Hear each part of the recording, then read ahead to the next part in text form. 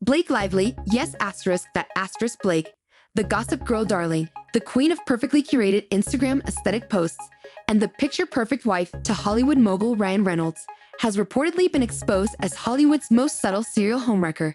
And no, this isn't fanfiction. It's Tinseltown's most talked about scandal. Allegedly, of course, for legal reasons. Let's rewind the glitzy reel and take a deep dive into this soap opera of secrets, starting with none other than America's sweetheart, Jennifer Garner.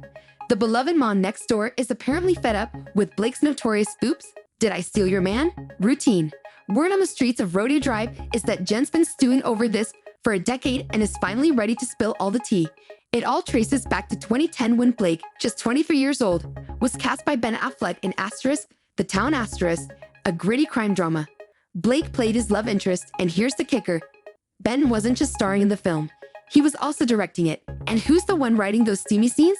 You guessed it, Ben himself. At the time, Ben and Jennifer were still happily married with 3 kids, a 5-year marriage, red carpet moments, and the whole white picket fence deal.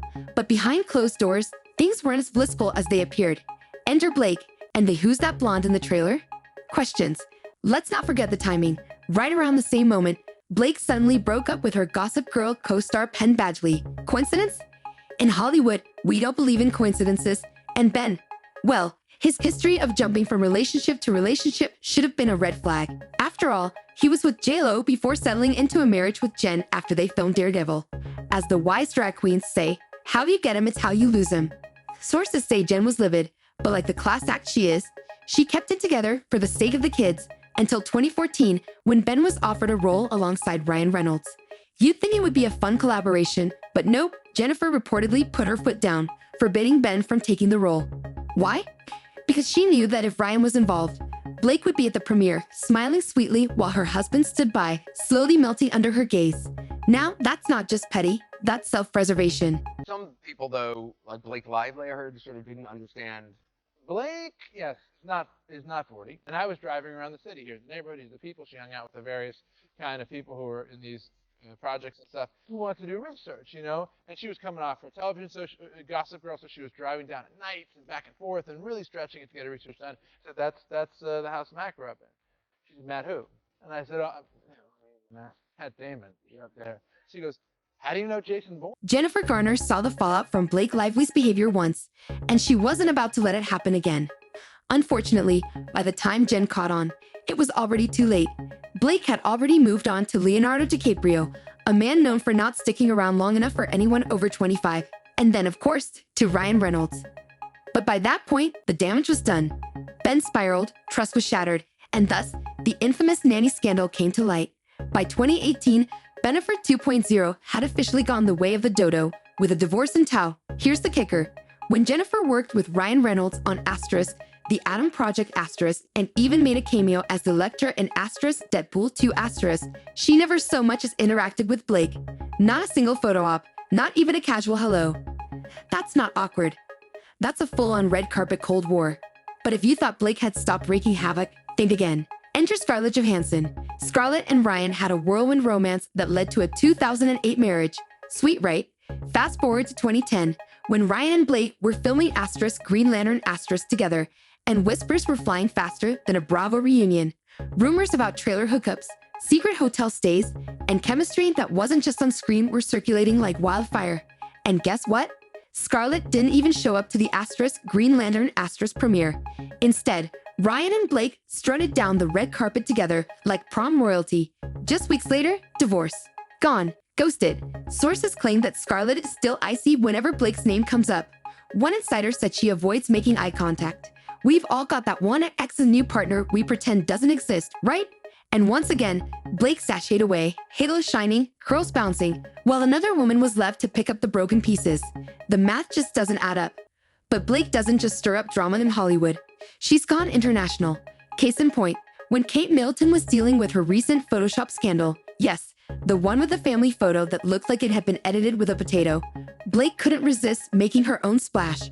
While Kate was recovering from surgery and trying to navigate the media storm in peace, Blake posted a promo for her Betty Buzz drink, joking about how she doesn't edit her photos. The caption? Totally not photoshopped. Zero editing, just flawless.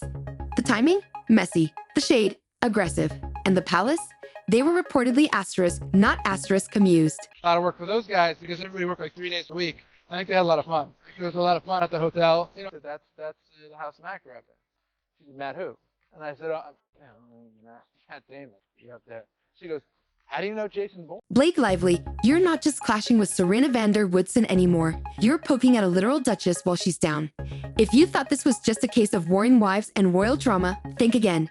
Even Blake's co-stars have started serving up a side eye.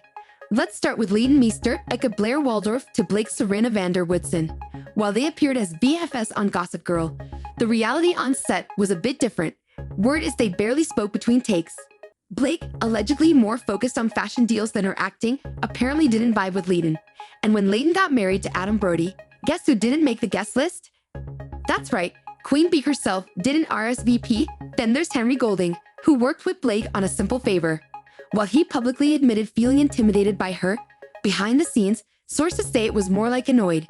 Blake reportedly paused filming several times because she didn't like her angles. Hello. It's a crime mystery, not a Vogue cover shoot. And of course, we can't forget Penn Badgley, Blake's real-life ex and Gossip Girl co-star. After they broke up, the vibes on set shifted from Upper East Side elegance to awkward office holiday party real quick.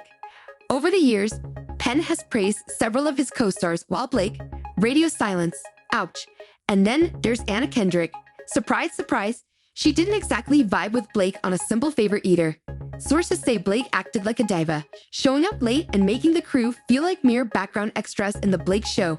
When the sequel was announced, fans weren't focused on the plot. They were too busy checking on Anna's emotional well-being. The comment section of Anna's post turned into a mini protest, with fans demanding Blake's removal, dragging her with lines like, "Not another 2 hours of main character syndrome." At this point, Blake's Hollywood rep isn't that of a golden girl. It's more of a glamorous chaos magnet. People are starting to wonder, is she misunderstood, or just really good at burning bridges in heels? It's almost impressive how Blake manages to turn every co-star relationship into the final round of RuPaul's Drag Race. Untucked. Seriously, how do you keep your Hollywood halo intact when everyone behind the scenes allegedly wants to throw a shoe at you? Which brings us to the ghost of relationships past, Leonardo DiCaprio. You'd think Leo and Blake would have been the couple of 2011, beautiful people, yachts in Italy, elite parties. What could possibly go wrong? Apparently, everything.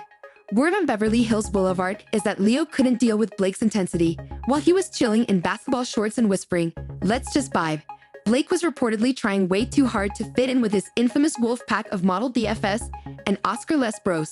And if that wasn't enough, Blake decided to spice things up by sending Leo pictures of a Barbie doll, not dressed up Barbie, mind you, but the doll in its original form.